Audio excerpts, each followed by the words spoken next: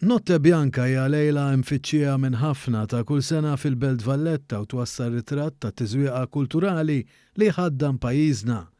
Minn barra 60 attività bis-sem ta' aktar minn 250 artist ikunu miftuħa b'xejn għal pubbliku diversi ġojjelli li tgawdi l-kapitali bħal mużewijiet, fortifikazzjonijiet u bereċ.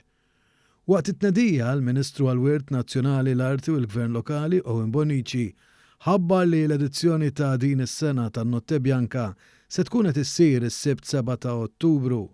Huwa semma li n-Notte Bianca se terġa' sservi ta' investiment dirett u kontinwu fil-qasam kulturali u kreattiv biex dan ikompli jiżviluppa u jikber b'mod li jkun aktar aċċessibbli għall-artisti, il-kreattività u s-soċjetà tagħna.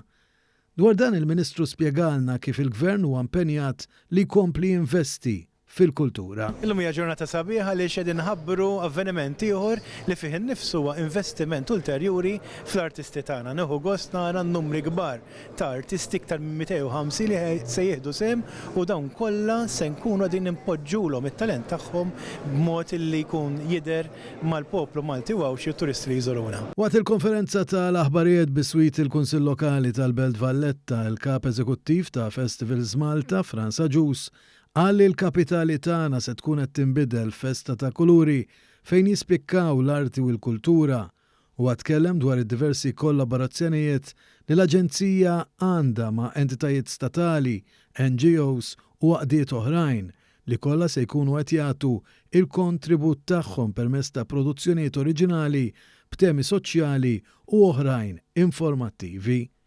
Id-direttur artistiku tal-festival, Antoine Farrugia, spjega li n-Notte Bianca l-sen oħra se tkun waħda oħra kbira fejn se tesponi l-fuq minn 60 proġett varjat fuq 7 rotot artistiċi. Ħabbar li l-artisti fuq il-palk prinċipali se jkunu l-kantanti lokali Aiden u Ivan Grek u l-band tiegħu flimkien mal-band popolari Italjana Le Vibrazzjoni. Iċ-ċermen ta' Festivals Malta, Aron Zara, spjega kif permezz tan-Notte Bianca, il-Belt Valletta, se tinbidel flejla mimlija kultura li tinkludi mużika, teatru, sfin u installazzjonijiet tal-ogħla kwalità kif ukoll attivitajiet edukattivi għat-tfal u għall-familja kollha.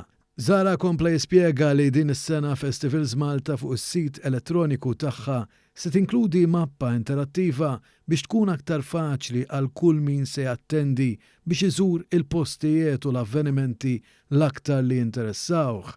Mal-mikrofonu ta' One News, Zara fisrinna l-importanza ta' Notte Bianca fil-kalendarju kulturali ta' pajjiżna. Fil-kalendarju kulturali Malti n-Notte Bianca hija importanti ħafna għaliex tagħti l-opportunità l Maltin u l-Awċin kif ukoll it-turisti li jkunu qegħdin iżuru f'pajjiżna jaraw diversi binjiet pubbliċi, binjiet storiċi illi jiftħu partikolarment għal din il-ġurnata. Apparti il-festa għall-familja kollha, divertiment, festa kulturali u għalhekk nħeġġu lill-poplu Malti sabiex nhar is-Sibt 7 ta' Ottubru jingħaqad magħna fil-toroq tal-Belt Kapitali.